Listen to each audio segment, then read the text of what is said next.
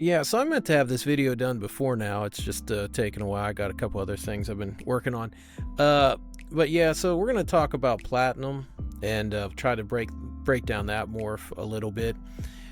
Quick history of platinum. There's been a bunch found over the years.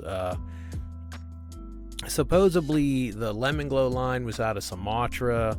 I heard that at least one of the ultra lines, if there's not more than one, which there's potentially more than one, was out of Java. I don't have any evidence of that, to be completely honest. I'm hoping I'm in focus. And let me move this down a little bit. And why is that not picking me up? There we go. So regardless of which island it comes from, which is either Sumatra or Javan, if whatever line you're working with is most likely from one of those two. So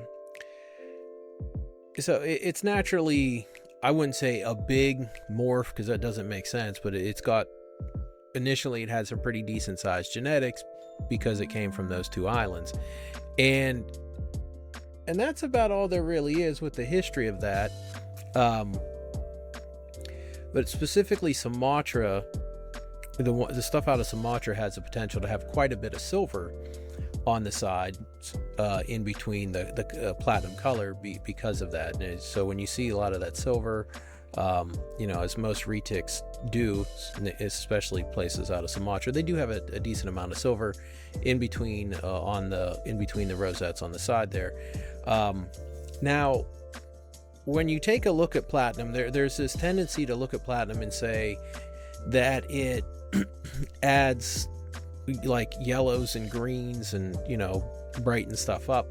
I'm not so sure that it actually does add those colors so much as it takes away the other colors. So, and one of the reasons I say that is because when you see a platinum sunfire cross, it tends to kind of be in between a platinum color and a sunfire color, obviously, but it does seem to kind of reduce a lot of more darker browns and stuff like that. So I really think that platinum actually, one of its mechanisms is it actually restricts certain pigment, namely of the darker stuff. So your yellows, golds, and greens, I think that's what the platinum actually doesn't shut off, and that's why you get so many of them. Another aspect of platinum is it does seem to create a natural type of side banding, as you can see here with the pattern underneath the rosette, and you also tend to get a decent amount of side pattern outlining around the rosette and up to and in between the back diamonds, where the color goes up into, and in some cases, if the back diamonds aren't connected, that color kind of crosses through.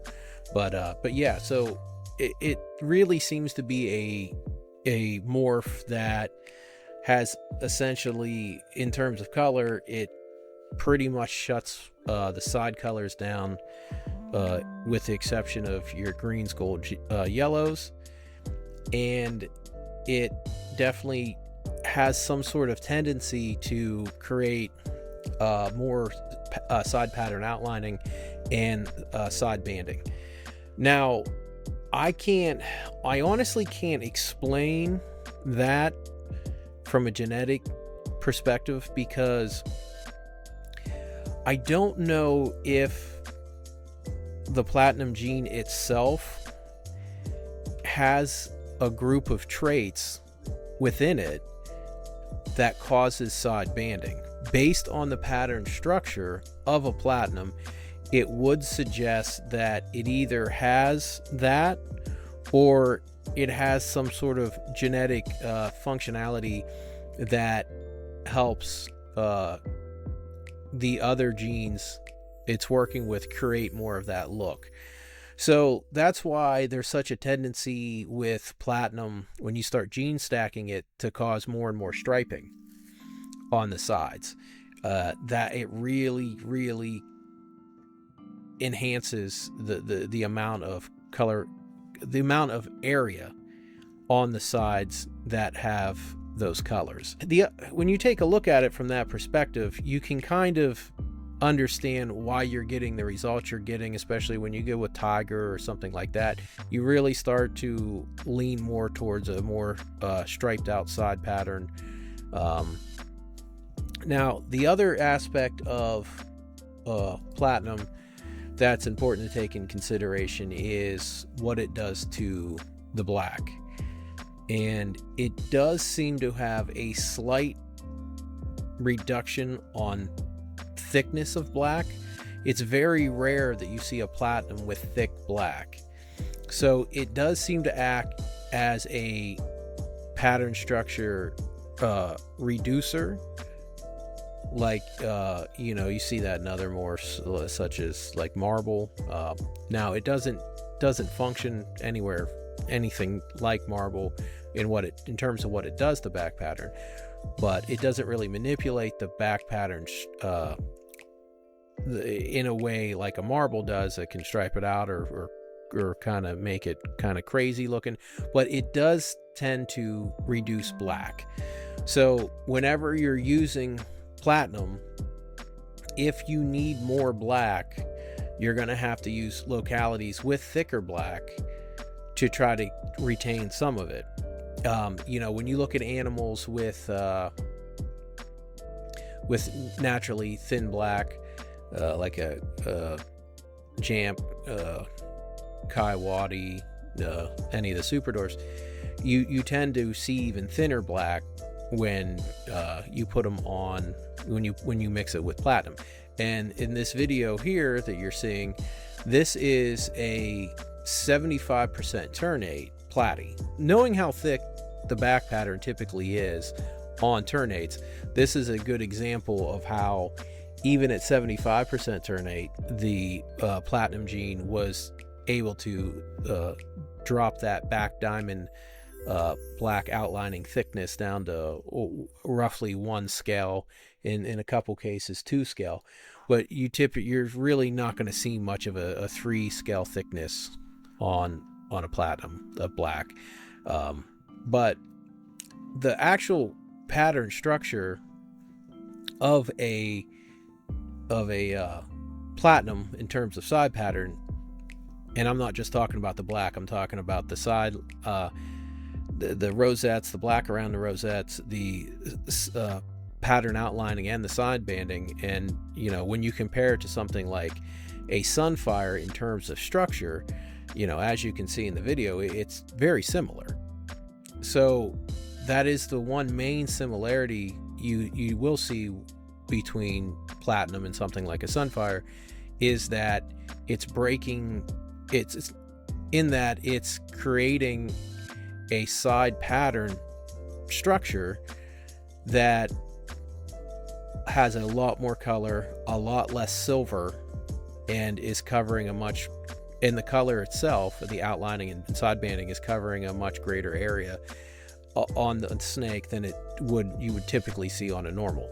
Now, understanding that, I specifically used some high side banding traits from ternates with their color to enhance the platinum gene, and as you're seeing here, this is the result of that.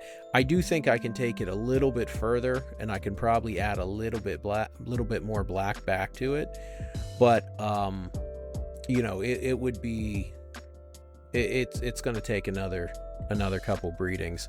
I'm currently using some Halmahara blood to kind of mess with some black and some side banding. I think those will be nice, but that's pretty much the breakdown of platinum. It's relatively a simple gene. It limits the browns and reds, leaves you with yellows, greens, golds, and it slightly reduces thickness of black. So if you're going to move forward with it, you have to be careful in understanding that its propensity for black removal can kind of lead to less contrast. So you gotta pick your morph and your morph combos wisely with this. In some of the cases that I've seen with a lot of platinums with a lot of super dwarf blood, they actually don't carry anywhere near the color that you normally see on just a run-of-the-mill platinum. So I don't think you can make an argument that the platinum gene is actually adding color. It's just shutting off certain colors and leaving other colors to be expressed. So and obviously it's what that gene does, because you got your ultras and you got your ivories and you got your Lucies, and those are all three examples of the shutting off of pigment production.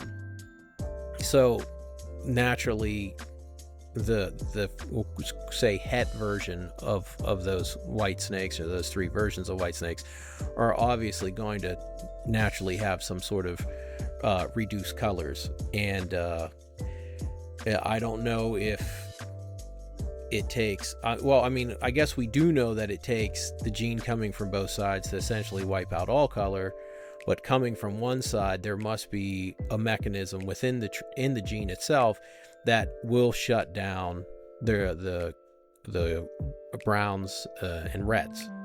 So that's about it for that. But like I said, just if you're going to run it into super dwarf, I highly recommend, if you already have the platinum super dwarf, you might want to take that back into another locality that has a much wider color spectrum to work with, to try to get some color back, because as you go higher super dwarf percentages, there's a good chance that you're not only going to lose color, but you're also going to lose some side banding, side outlining, because a lot of super dwarfs have a very limited amount of those traits, as well as the limited color spectrum. So even if the platinum gene itself has some inherent ability to widen out the side banding, create more surface area on the side pattern with color outlining, it's not going to be able to completely override the traits it has to work with. It has to work within the parameters of those traits. So as you move forward with any platinum project, try to use some localities that have wide side banding, and that is ternates. That's not even just wide side banding, but a lot of decent amount of pattern outlining. And some of those traits, or some of those localities, to some extent Kayawati does it, but you have Tambalongan, you have Halma, you have Solaire, you have Ternate, you have did I say Halma? Yes, Halma, Ternate, you have Philippines. So that kind of stuff you can use, and it will be very efficient in essentially enhancing what the platinum gene is capable of doing. So that's my recommendation for that, and I hope this was helpful. But it's honestly such a simple gene. It's a very pretty gene, but there's no need for this video to be that long, because there's just not that much to talk about. With it, it's you get two options. You get the platinum or you get the white snake version when you're working with it, and all the other secondary traits are just going to come down to how they line up and whether or not they're going to enhance the platinum or not. And there's a handful of them, like even I think Jake had made some Platysolas. Those were really nice. So there, it's, if you want to go the big route, you can always use Sulawesi to enhance platinum. But the main localities that are going to truly enhance platinum are Tambalongan, Solaire, Halma, Ternate, Philippine, and to some extent Kayawati. The only issue with Kayawati is Kayawati has a tendency to go towards that brown shift especially as they age, which all retics kind of, go towards a darker shift typically as they age. But they don't seem to have enough of a color spectrum to allow those brighter yellows and brighter golds to kind of really shine through because of that. So just keep that in mind. You can get a nice structure that creates a very heavy influence platinum look to it, but you're not necessarily going to get the colors as well. So, if you did like Kaiwadi and then some Solaire and then maybe took it into a Superdorf, something like that, or if you have a high percentage Platy Superdorf, run it into one of those, pick out your nicest ones, and then take that offspring and run it back into Superdorfs, fill in some of those traits, and you should be good to go.